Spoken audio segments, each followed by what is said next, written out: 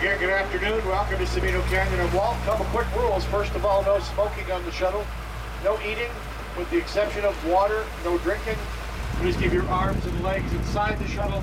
And for your safety, please remain seated at all times while the shuttle's in motion. No standing up to take a picture. To get a better look or to change seats or anything, just please stay seated while we're moving. We're going 3.7 miles to the top of the road. Round trip, about 45 minutes if you stay on board. 9 shuttle stops along the way. I will call them off as we pass it by. If there's one of those you'd like to get off at, raise your hand up really high, wave it around when I call out the number. Stop and let you out safely. To reboard the shuttle, you need to be at one of our designated shuttle stops. You need to have your ticket stub. We do not pick up passengers in between the shuttle stops. Our picnic tables and grills at stops 1 through 6. Drinking water, stops 1 and 2 only. You'll find restrooms at stops 1, 2, 4, 6, and 8. Shuttles on a 30-minute schedule. They leave top of the hour, bottom of the hour for the ticket booth below there. The last one will go out at 4:30, so there's a 1, 2, 3 shuttles following this one. If you want to spend some extra time up here, come back later, you can certainly do that. Keep in mind, you need a full ticket to board below the ticket booth, but stand at the canyon. Ticket stub will be valid for the what's left of the afternoon. Sabino Canyon is located here in the Santa Catalina Mountains, part of the Coronado National Forest. We're also in the upper reaches of the Sonora Desert. The road we're traveling on was built originally between 1933 and 1938 by an assortment of government agencies. Original intentions were to take the road all the way up to Mount Lemmon, build a big dam up here. We were going to have a huge reservoir, but they ran out of money. It was a Great Depression.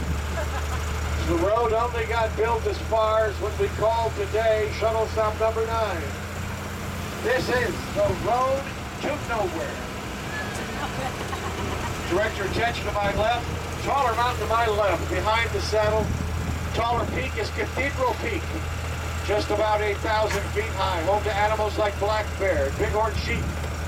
And the darker areas up on the mountain are in fact tall ponderosa pine trees. People have been visiting Sabino Canyon for millennia. 12, 13,000 years ago, perhaps they hunted mammoth up in here. About 1,000 years ago, Hohokam culture was dominant in southern Arizona, like the Anasazi were up north. Hohokam lived here in Sabino Canyon and throughout the Santa Cruz River Basin. Now we actually enter Sabino Canyon here as we drop down Dead Man's Hill in front of us. Fully appreciate that name, you need to high college. In addition to the desert plants around us in the canyon, there's trees you might not think belong in the desert. Willow, ash, cottonwood, Arizona sycamore, walnut, Mexican blue oak. Point some of those out along the way. On my right, tall green cactus there with the many arms. That, of course, the area's famous saguaro cactus. They're all around us. Saguaro lived to be 250 years old. Wow. Got to be at least 65 before they'll even begin to grow the arms. And around 35 years old before they can bloom with their bright white flowers, which are the Arizona state flower. Blooming season just underway, going on for the next couple of months. Now when it starts to actually get hot, then each saguaro blossom will bloom for one night only. After that, they grow into a fleshy fruit. It's a very important food source for the desert animals. And the root system on the saguaro, though it's quite shallow, does reach out in a radius about the cactus to nearly the same distance out as the cactus is tall. Just ahead, Rattlesnake Creek area.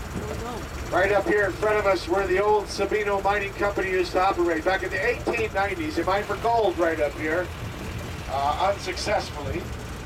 Did leave behind a little hole in the wall right in front of us, about eye level. That was the end of a ventilation shaft coming out of the mine. Entrance around the other side of the hill. You can see the hole on my left as we come around the curve and cross over Rattlesnake Creek. They list the fishing as poor. That brings us to shuttle stop number 1. You're on my right. There's a sign on my right here. All our shuttle stops are marked with a sign like that one. Those are the only places we're allowed to drop you off, let you reboard the shuttle. Again, we do not pick up passengers in between the shuttle stops. On my right in this area, a number of trees here with a black or blackish bark. Trees here with the black bark are mesquite trees. Their roots much different than a saguaro. They can reach down 150 feet or more. Springtime mesquite trees that grow bean pods, another important food source for the desert animals. And a lot of people look for the wood of the mesquite. It makes beautiful furniture. Smells pretty good in the fireplace, and it's excellent for grilling. Food cooked over a slow-burning mesquite hardwood fire has a very distinctive flavor. You'll find a number of restaurants around Tucson that specialize in mesquite cuisine. We're approaching shuttle stop number 2.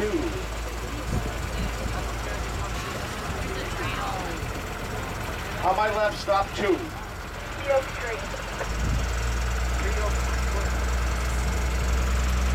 There are no natural springs that feed Sabino Creek. Water in the creek results in snowmelt, rain runoff from Mount Lemmon.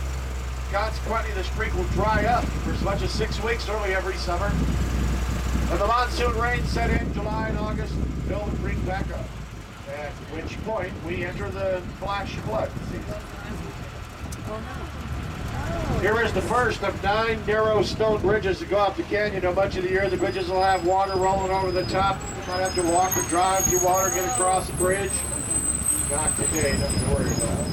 Water levels can change here from day to day. Actually, here they can change hour to hour. We get a flash flood, these bridges can fill up pillar to pillar. Forget about walking across the banana. If you're on this side of the bridge when a flash flood comes down, you might be stuck over here for a while. We're at shuttle stop 3. Now, on my left here is stop number 3.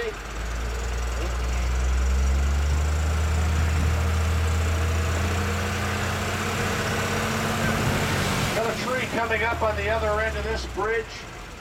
Far end of the bridge, on the right up there, is a tall tree with white bark. A lot of people from back east will tell me the tall tree with the white bark in front of us looks like a birch tree to them. It says, in fact, an Arizona sycamore. Actually, a pair of Arizona sycamores right there. There's a face looking back at us. Up here on my right, we have the rock mask in the wall. A lot of people believe it watches them as they go by. Yeah, it ain't Mount Rushmore. That's what we got. You may notice a slightly brownish coloring in the water in the creek. It's from the tannin the water will pick up when it flows through the oak forest way up higher on the mountain. As we cross this bridge, have a look left and right, up and down the creek. Take note of all the large rocks and boulders strewn about this part of the canyon. Tucson area experienced a powerful earthquake back in May of 1887.